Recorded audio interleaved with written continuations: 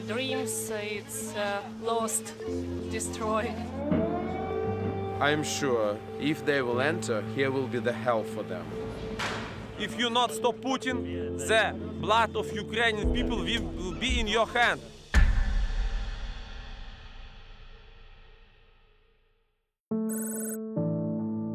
On February 24th, 2022, the heart of Ukraine is bleeding.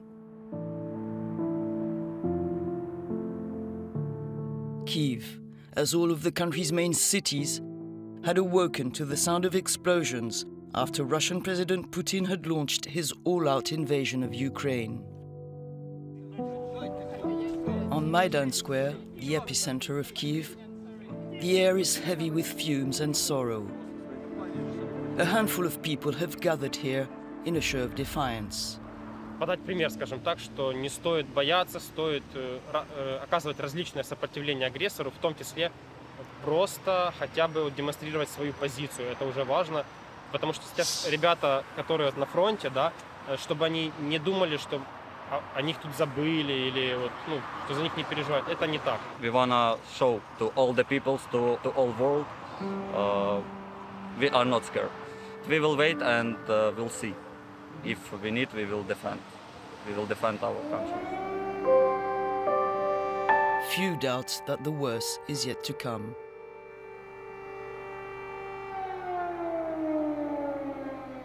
Well, let's now go back to Kyiv, where Valérie Gauriat joins us now. Valérie, thanks for joining us and thanks for being here, of course. Now, you, of course, have been talking to people on the ground in Kyiv. What have they been telling you?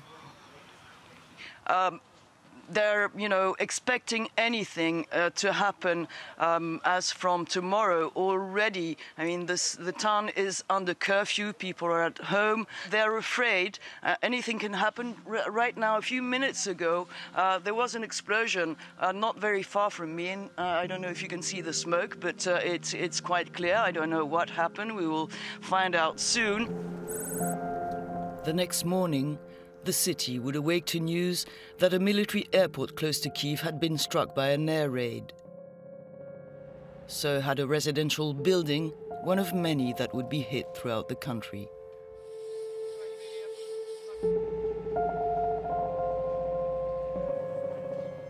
In the deserted city center, only a few passers-by are scurrying with plastic bags, stocking up goods.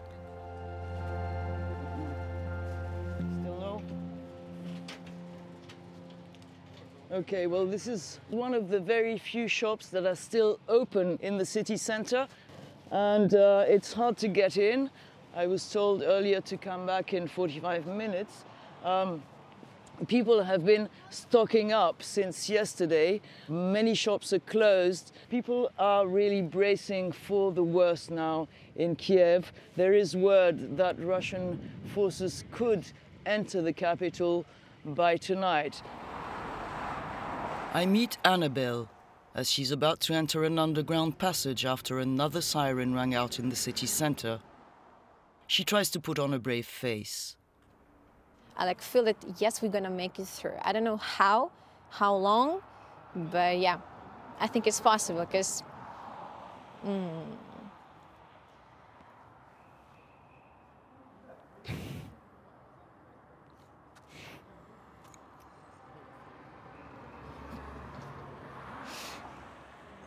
I'm just an ordinary girl. I'm a dancer.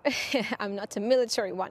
I can just support with supplies or with money, or I'm doing reposts in my social media just to show all my foreign friends, like look what's going on here.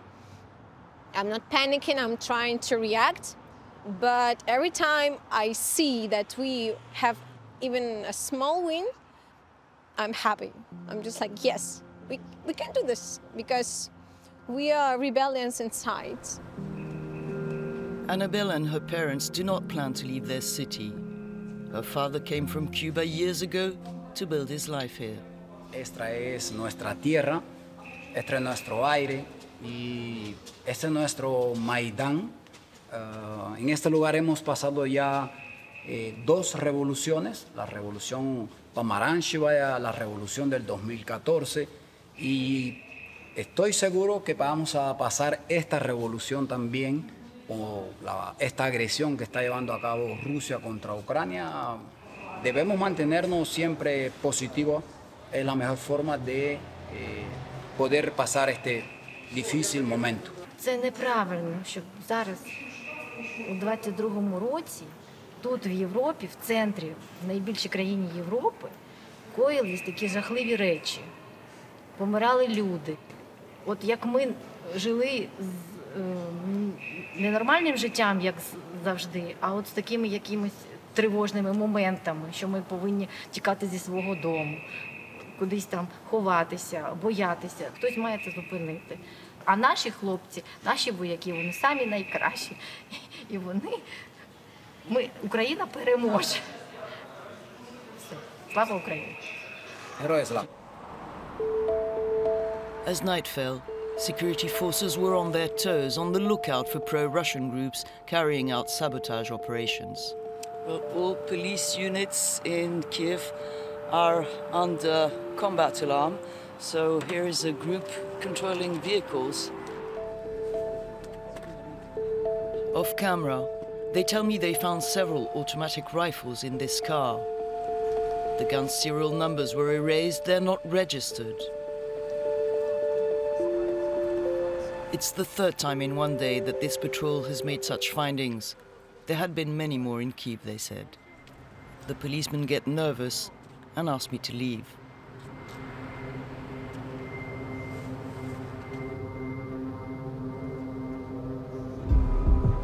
I plunge into the bowels of the Kyiv metro.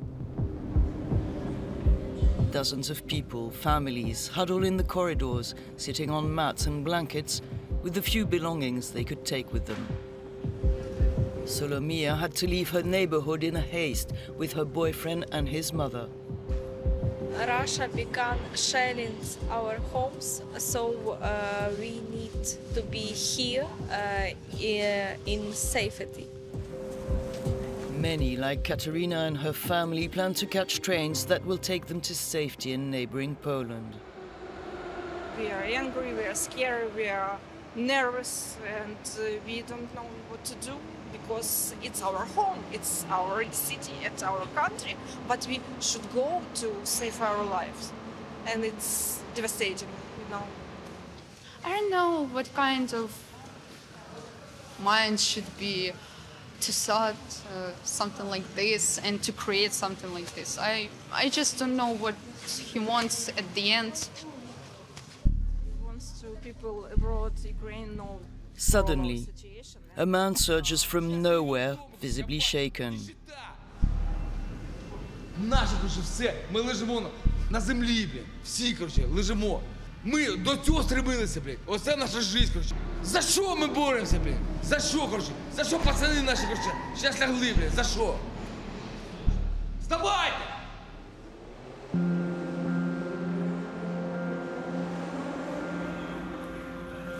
Carriages have been put at the disposal of those spending the night in the subway. I come across Annabelle and her family again. It really feels really safe here. There's a lot of people, families, acquaintances, friends. But I don't know, we have a long time to wait, and I hope that it's gonna be okay. We still believe in our forces. We still believe that it's gonna end up into something we hope good. Hopeful or not, all are calling on the international community to take stronger action. We begging European community for help us. You should to ban Russia from SWIFT. We think you should help us with NATO force, and we want to you help us to close the sky. Only darkness has fallen onto the sky. The night is torn by the shriek of sirens, the thump of explosions, and the rattle of gunfire.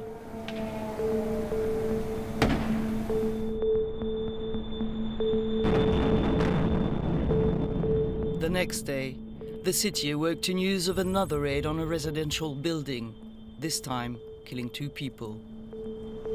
A total curfew is imposed for the next 2 days on the capital, where everything is at a standstill. In the city centre's hotels, many journalists are on standby. Unlike Dennis, 18, and Dima, 19, who are working non-stop at the reception of my hotel. Most of the staff is on leave because of the war. Aside from check-ins and check-outs, constant calls and customers' requests, the two young men also deal with food supplies, which are running low. He started 32, 35 hours ago. I start 56, 57 hours ago. No sleep? No, we sleep for 3 hours sometimes here on reception. They are no longer deterred by occasional alerts.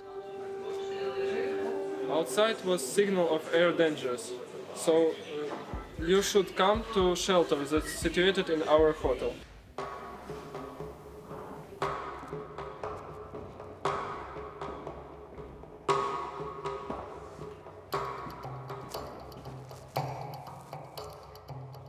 Well, there is nobody here. Obviously, the alert didn't really worry anyone. And they told me, well, you know, we don't bother coming down to the shelter every time there is an alert unless, you know, something really serious happens. Otherwise, we would be spending our days here and we have work to do.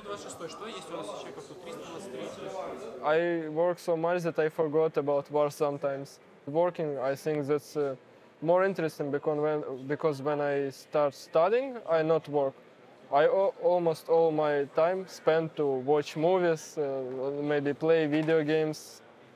And right now, it's really like I see goals. I make some goals, so that's much more interesting. We have to work because without us, hotel will close. So it's difficult, but we stay alive. I think if I will stay home, I will go to the army. Yes. Now I have to work, so I can't. But I think if I will stay home, I will go to the army. I'm not sure that I could take someone's life, but they take our lives, so we have to.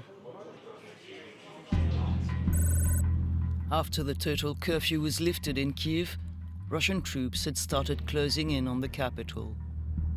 Checkpoints and barricades had been erected everywhere in and around the city.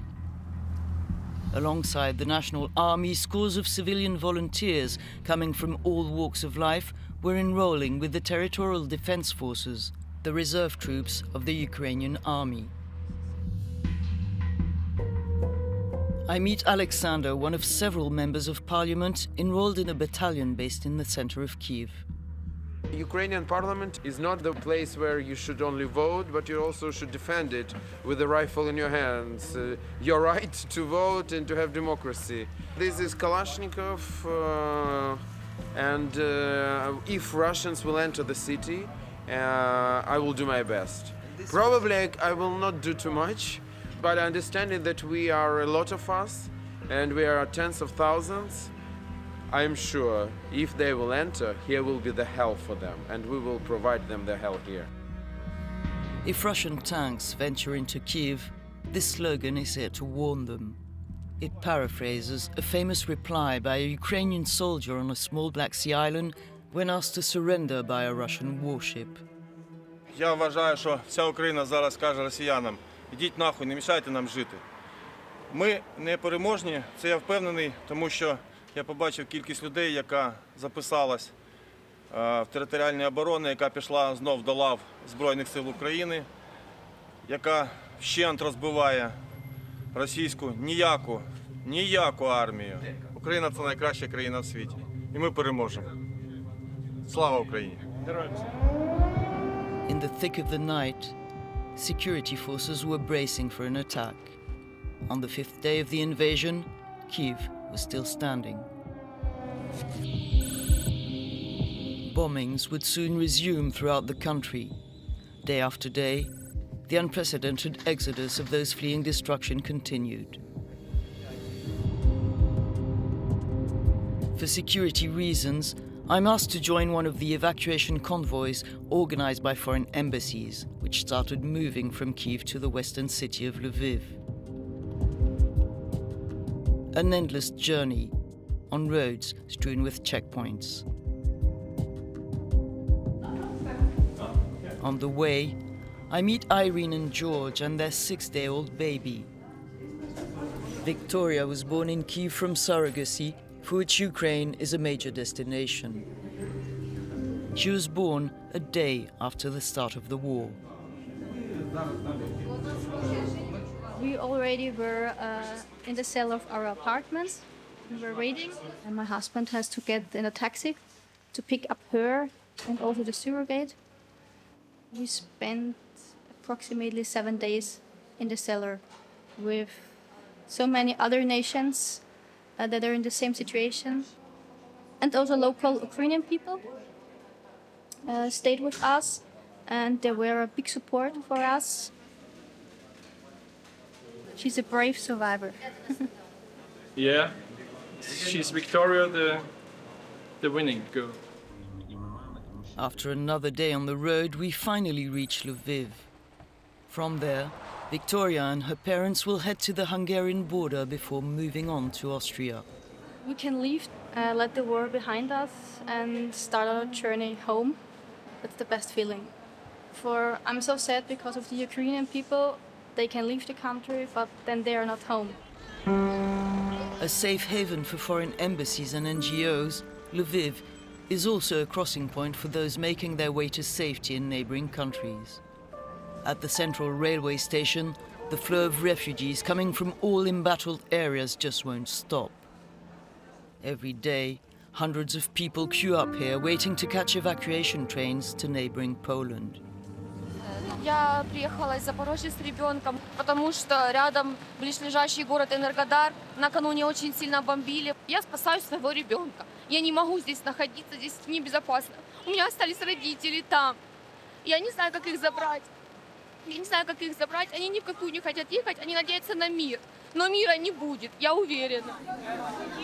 Dozens of volunteers are here to hand out food or warm drinks, help with directions, or simply bring comfort to the travelers, mainly women and children, as most men stayed behind to fight.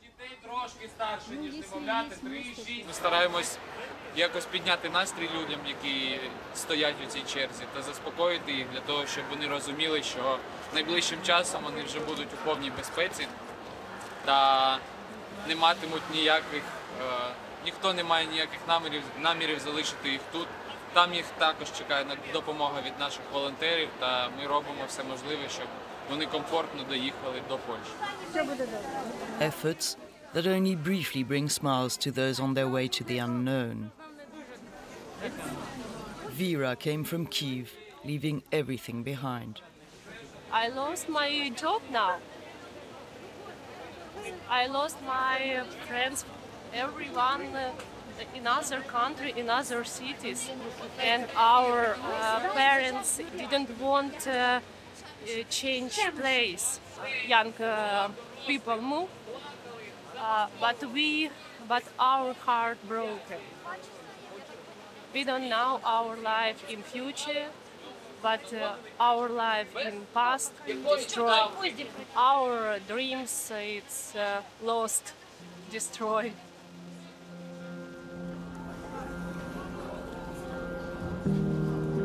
Well, as the hours go by, it's literally a human sea that's flowing towards Lviv's central railway station. And these people will wait here for hours, maybe for the night, until they can board a train that will take them to safety. I catch Vera again by chance just before I leave the station. After waiting the whole day here, she finally boarded a train to Poland.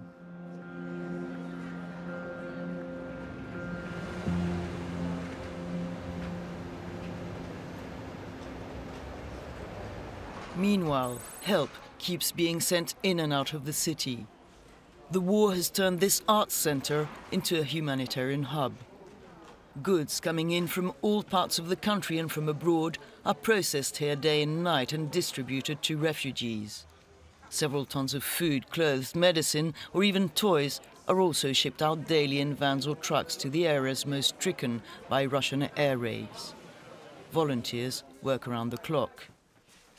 We have a couple of hundreds of volunteers at any given moment here around. Many people have lost their job because of war. People don't want to stay at home, but just want to do something that can be helpful. We'll make registrations too. Just like Yaroslav, who was a software engineer before the war started.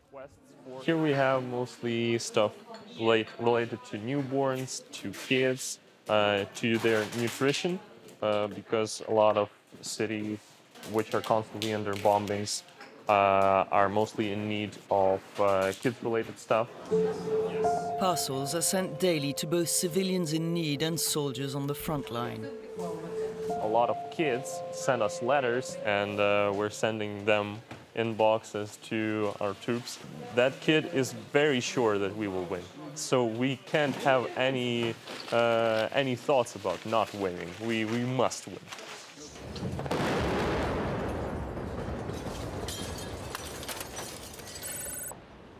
The deadly wave of bombings was ongoing across the country.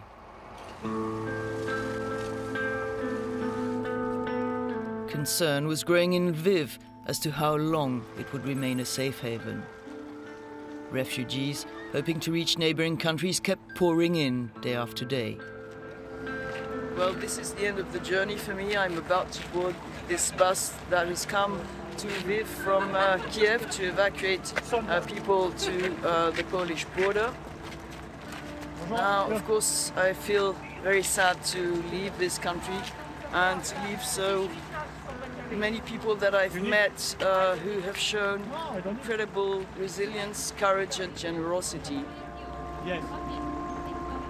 Several of the passengers had already made a long journey from hell. Like Olena and her French husband Jérôme, whose life in Kharkiv went to ashes. They were stranded for 11 days in a shelter before being able to reach Kyiv, from where they were evacuated. It's only once we had reached the Polish border and boarded another bus that they agreed to share some of their thoughts.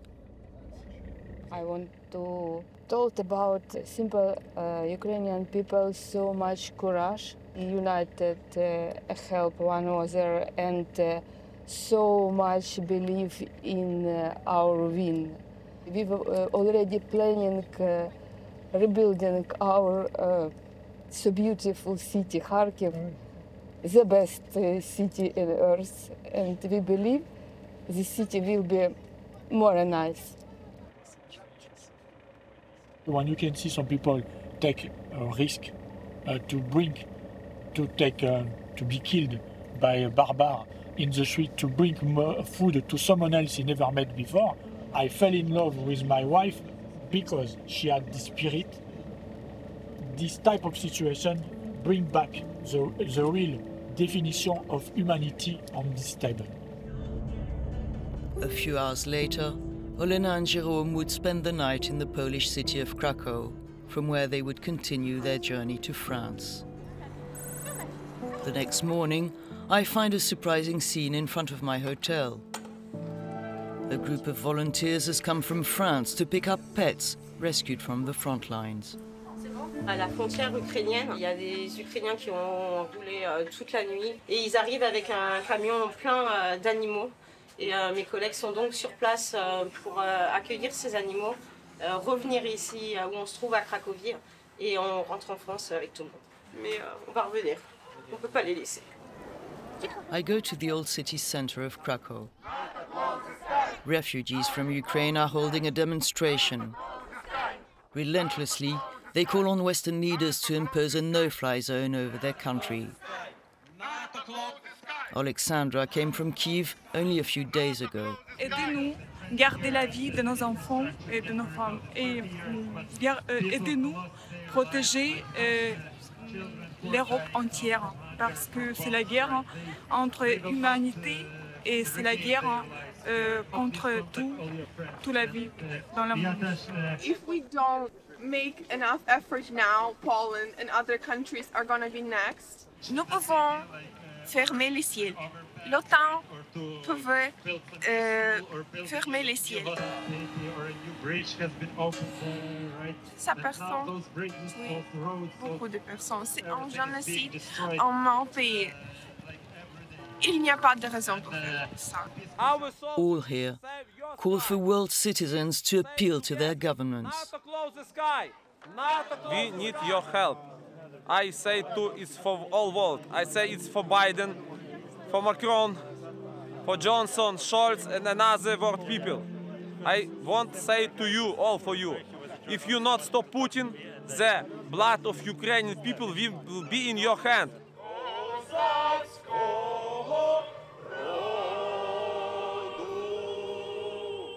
Слава Україні!